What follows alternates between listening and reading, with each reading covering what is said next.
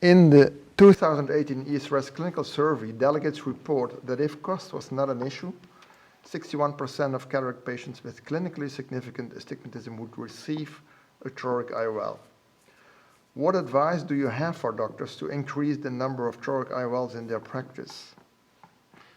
Fairly straightforward, Thomas. What would you advise there?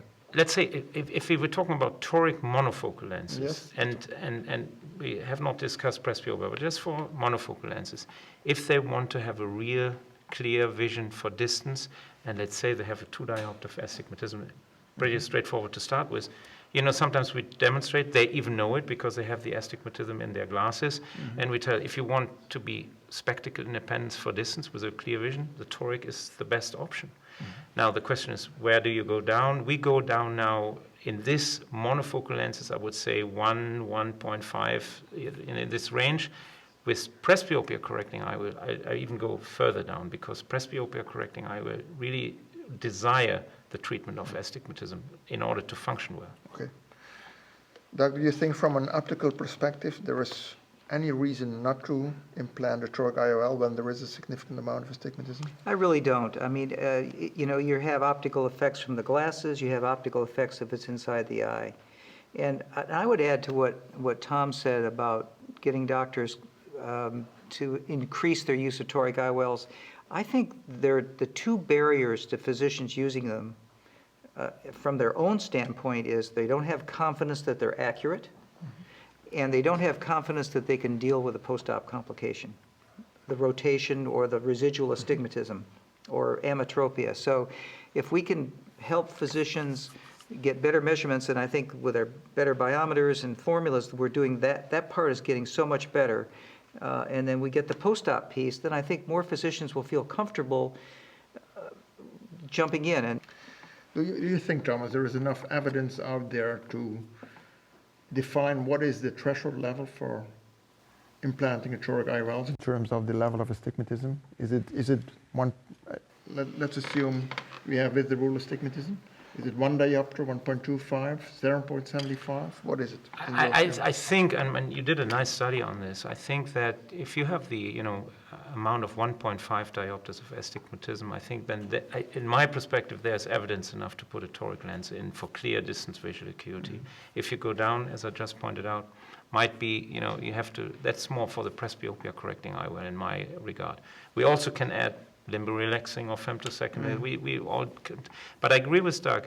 The measurements is so important, and we get more information now posterior surface of the cornea, the better technologies, and also I think if you once manage really to work with the toric lenses, and you have to deal with your so-called complications, which is a little bit of rotation, then, and that's not so difficult. It's not so difficult, but you have to be confident.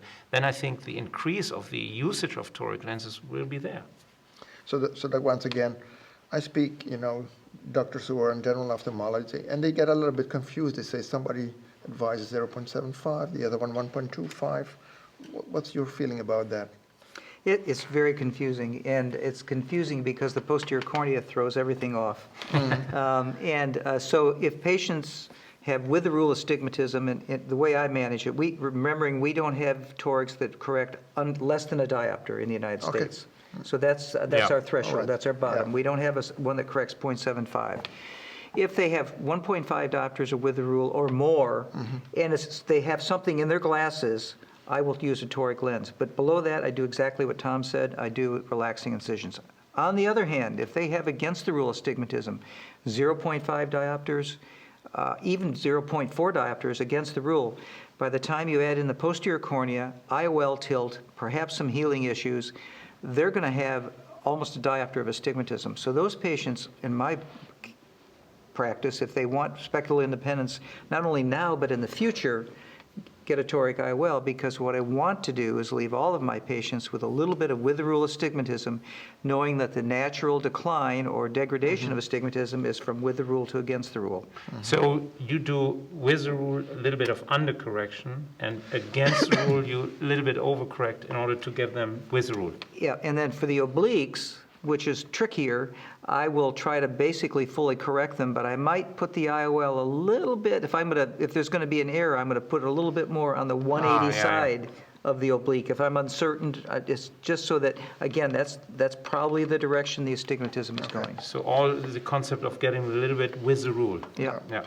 So in the patient who comes for, let's say, the presbyopia correction and also has astigmatism, are we there approach that different? Are we a little bit more aggressive in terms of correcting that? You alluded to that already a little bit earlier. Yeah, first of all, we have the opportunity in this. We have this 0.75 diopter toric presbyopia correcting IOL.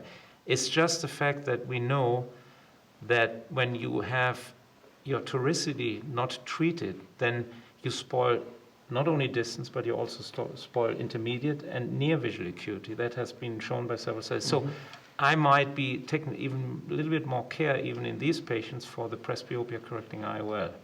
Whereas in the monofocal, I agree with you, we talked about this 1.5 to 1 diopter, but in the presbyopia, I try to get, and my numbers show for my presbyopia correcting IOLs, I do 33% toric.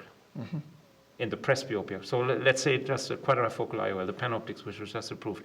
If I have done 400 and 200 are toric in combination. So it's 33%. Okay. What about the surgically-induced astigmatism here, making incisions in this presbyopia correction with astigmatism dark?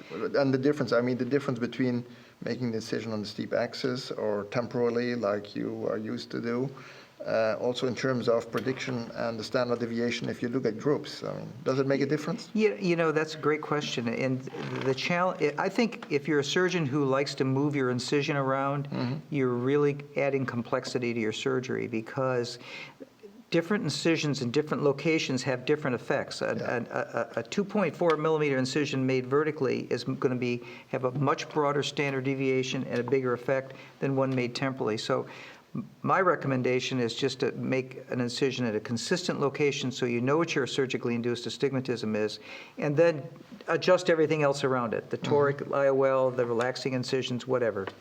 It's the same for me. And I remember we did the studies when we said on-axis surgery, which is a good thing to relax the astigmatism component. But over the years, I found, first of all, for me, the superior incisions might be okay, but I see occasionally patients who has this shift. So I like temple incisions all the time. And I do the same way like Dirk does. I do them all the time the same, because then my team and we can better calculate, because we can see our induced astigmatism, we know our outcome, and we always have the same way to approach it. At least there is one variable which we take out of the equation in order to make sure that we have it right.